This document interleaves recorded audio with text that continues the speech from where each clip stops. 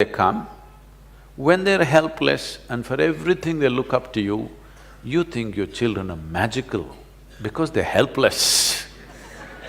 Suppose the baby popped out of you and stood up and said, "Hey, who the hell are you?"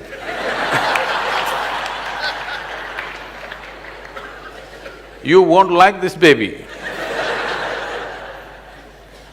But he takes 14, 15 years to ask that question.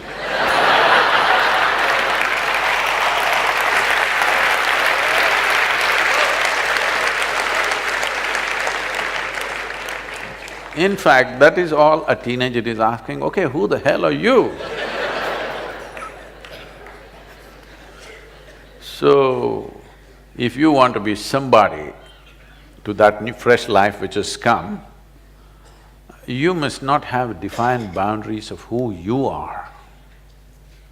Like when the child was infant, when it crawled, you crawled with him. Now your teenager wants to swing, you must be able to swing with him. No, you still wants to crawl with him. He's not interested. He's beginning to ask. Parents are looking ridiculous in the eyes of adolescents. Yes or no? Didn't your parents look ridiculous in your eyes?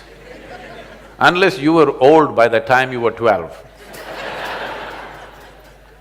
If you were young and energetic, your parents look ridiculous because they think still you need to be crawled around and choo-choo-choo, moo-moo-moo, poo-poo-poo to you. Every day life is changing within you because you're growing rapidly and the fools around you not able to grasp that, whoever they are. Usually, grandparents become little more endearing than parents because they have little faraway look, you know. A little faraway look because teenage means you're slowly getting poisoned by your hormones. Old age means you're being released from that. So they kind of understand.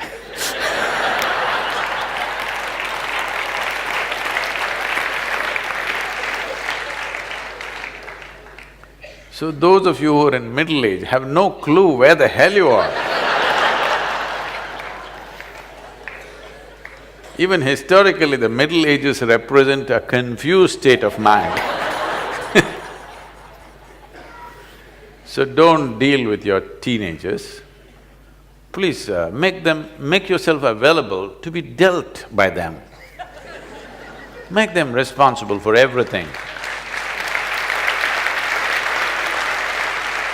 1 month, I'm telling you, 1 month you have the courage to hand over your monthly income to them and say, manage the house. Just give them responsibility. You will see dramatically it will change, you know. Because you must understand, I have been a telephonic father, okay? From the age of 3.5 months, my girl traveled with me, alone in the car. We built the Isha Foundation in a Maruti 800, traveling thousands of miles. In 1 calendar year, or actually in 14 months, I did 135,000 kilometers on my Maruti, okay. So, she was 3.5 months old, one hand on her in the front seat, strapped, and my right leg doesn't go easy, you know, boom. So, she grew up in the car till she was 4 years of age. I thought I'll never send her to school because we had bonded and she had such wisdom because she's seen the road, she's seen the people, she's been in all kinds of families. I thought I shouldn't mess this up by sending her to a school. But you know, that age group, that company, unless you have a whole cricket team of children at home, just one child doesn't work, just keeping them alone because they may become too old when they're young. So I put her to school after that. After that, she's always continuously in one hostel to another. And… but we kept a very active engagement thanks to the cell phones. Earlier it was the black phone, I would stop somewhere on the highway because I know only at a particular time You can call her in the school. The school opens that phone time only 1 hour. So I am somewhere on a highway, find that black phone and get on, and for that 1 hour I'm on the phone with her. That side for her, all the children outside are screaming at her. Here at the booth, all the people are banging on the booth. So I always had this thing at that time. I'm driving on the highway, I have many phone calls to make, local, international, all kind. First I would get down and go to that phone booth guy and give him 5,000 rupees. He'll be surprised, just hold it. Deposit. And I get into the phone booth and now I am a valued customer. The other people come and they want to make the call within 3 minutes. And they're all standing in a queue and making faces at me and just gesticulating. But that guy says, no, don't disturb him. Because straight 5,000 rupees, I'm making international calls, all calls, because there was no cell phones at that time. So I find this time and speak, and after that she went to college and then everything, whatever she's been pursuing, always on phone, and we've kept a very active engagement, and we've never really stayed home. If she comes for vacation, next day we'll be traveling somewhere, but never really at home. But a very active relationship I kept with her, largely on the phone thanks to all the telephone waves that are going on. So, it was such an active engagement. Why I'm saying this is, and whenever I saw there's a certain intelligence in every child, I'm not trying to project this is a special child, no, she's just normal, brought up in a special way, for sure. So the thing is just this, if she comes home or if she's with me, I leave all my important decisions in her hands. She's only 5, 6. People's problems, foundation issues, administration, I just put it to her. She comes up with her own wacky solutions. But 5 out of 10 times, she would come out with something brilliant. This is not… I want you to understand, I'm not projecting this is a special child. It is just that most people never give that opportunity to a child's intelligence because they want to do boo-boo-boo-boo, do-do-do-do with the child. I never bought toys for her. If she wanted to play, I took her out for a walk in the jungle, I put her up on a tree, she learned to climb trees and do things and stuff. Never bought her toys, ever. Here and there somebody gifted, but she never was interested in them because there were more exciting things. I caught snakes for her, I caught garden lizards for her, more exciting things, live things to play with.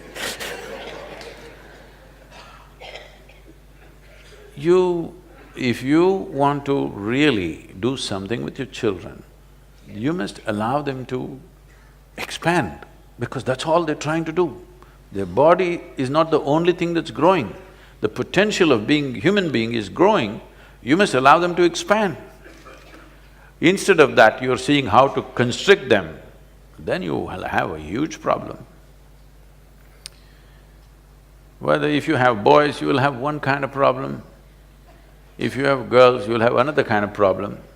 If you try to restrict, you think restriction is a good way of controlling life, no. Responsibility will put them on the track. Hand over your money to them and tell them, this month you're on vacation, you handle this, whichever way. You're afraid, maybe he'll go and blow it up, what'll happen tomorrow? If he blows it up, what happens to you will happen to him also. Let him go through it for a month. Of course you can keep some reserve, but let him understand if he blows it up tomorrow morning, there'll be no breakfast. And let him go through that, what's the problem? Let him understand that's the way it is. It's better to learn in a protected, caring atmosphere than out on the street tomorrow morning, isn't it?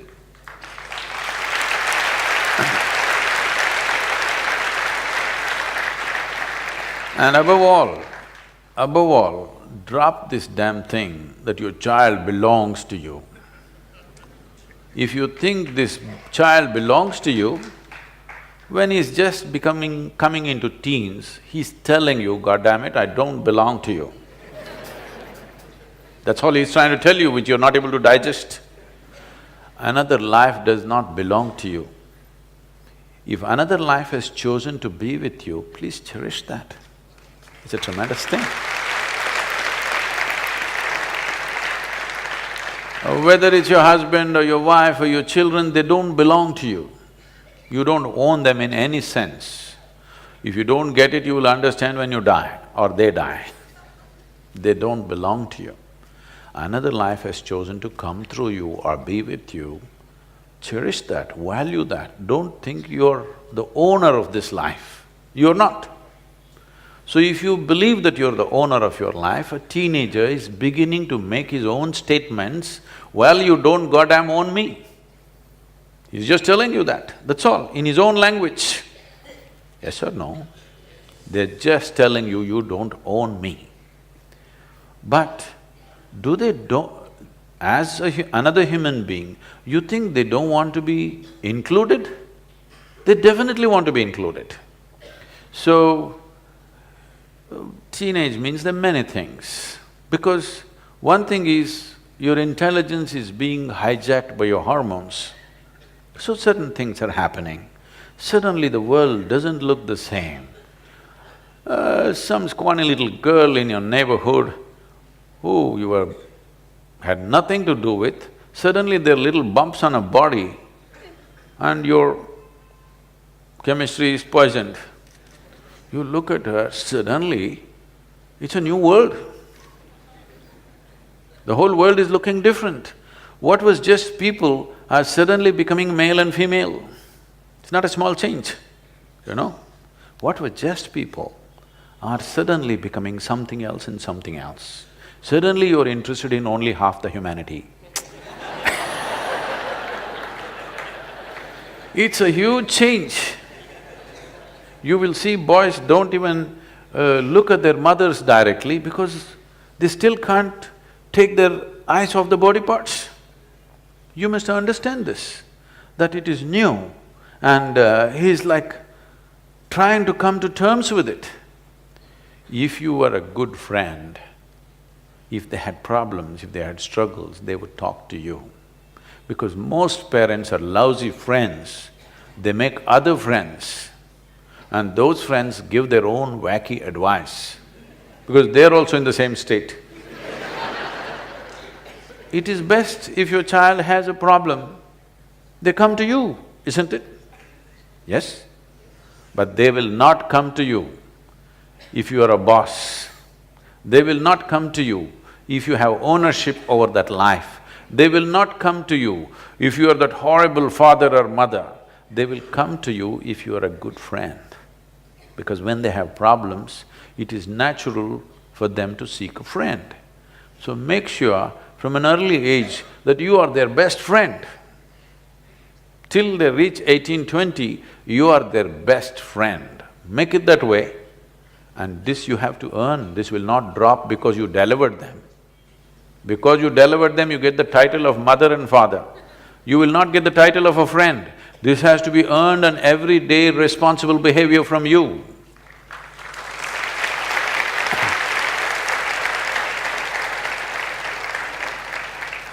I don't want to go too hard on you, we'll leave you here.